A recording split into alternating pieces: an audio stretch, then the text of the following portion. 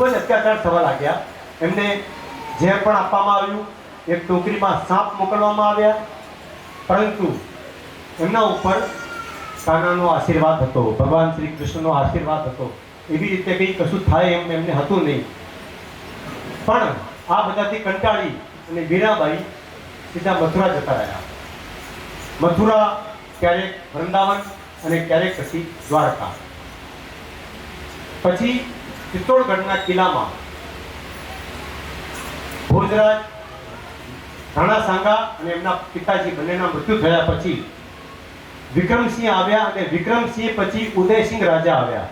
ઉદયસિંહનું નામ તમે સાંભળ્યું છે, જેમણે ઉદયપુર શહેર વસાવ્યું. એ ઉદયસિંહ રાજા પછી આવ્યા. ઉદયસિંહ રાજાને જ્યારે ખબર પડી કે આવી રીતે આપણા પરિવારમાં મીરાબાઈ હતા અને એમને કૃષ્ણની ભક્તિ ખૂબ જ હતી, ચિત્તોડના કિલ્લામાં હમણાં પણ એક મંદિર છે જ્યાં મીરાબાઈ એમની કીર્તન કરતા હતા, ત્યાં રાતવાસ પણ કરતા હતા. એટલે ઉદયસિંહજીએ બ્રાહ્મણનું એક પ્રતિનિધિ મંડળ બનાવ્યું કે મીરાબાઈને શોધી લાવો, મીરાબાઈને ગમે તેથી શોધી લાવો અને એમને કહેજો કે અમે એમનું બધું જ આ કૃષ્ણ ભગવાનનું ભક્તિનું જે આરાધ્ય છે, જે એમની જે ઈચ્છા છે, બધી અમે સ્વીકાર કરીશું અને તમે આ પરિવારના કુળદેવી છો, તમે કુળવધુ છો, તમારું આ મહેલમાં અમે સ્વાગત કરીએ છીએ, એવું બધું કહી અને એક પ્રતિનિધિ મંડળ એમને શોધવા માટે રવાના કર્યા.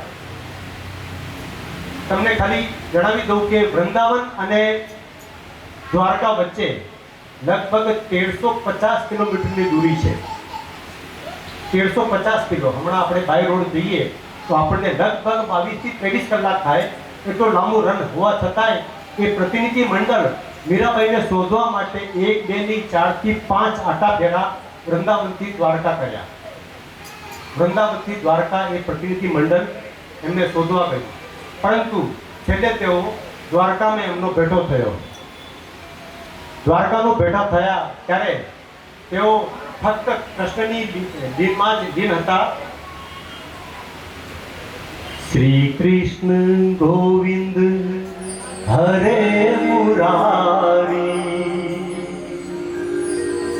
હે નાથ નારાયણ વાસુદેવા. શ્રી કૃષ્ણ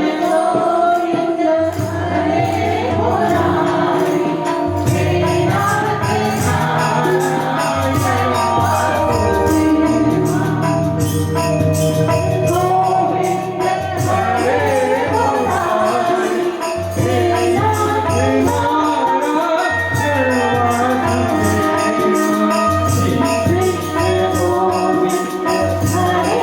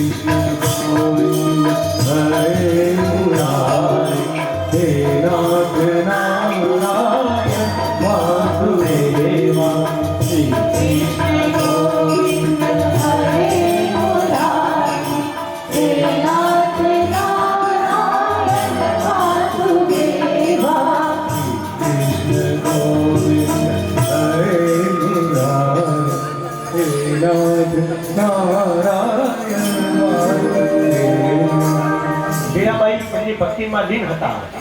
મીરાબાઈ મૂળ મેવાડના કુળવધુ, ચિત્તોડગઢની રાણીના કિલ્લાના રાણી.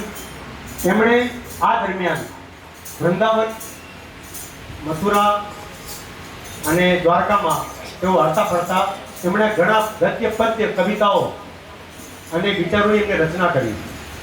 એમાંનું એક અમારી મેવાડી ભાષામાં એક બહુ સુંદર મજાનું એક પદ છે, એ આપની સમક્ષ રજૂ કરું છું કે રાણાજી મેં તો ગોવિંદના ગુણ ગાશ્યા. ગાશ્યા એટલે ગાઈશું. રાણાજી મેં તો ગોવિંદના કા ગુણ ગાશ્યા, ચરણામત કો નેમ હમારો નિત ઉઠ દર્શન પામ્યા. હરિ મંદિરમાં કીર્તન કરાશ્યા, ભૂંગરિયા ધમકાશ્યા, રામ નામ કી નાવ ચલાશ્યા, ભવસાગર તર જાશ્યા. જો સંસાર બાળકો કાંટો. એમને જે રીતે એમના પરિવાર તરફથી જે યાતનાઓ આપવામાં આવી, એમણે આ સરસ લાઈન લખી છે કે યો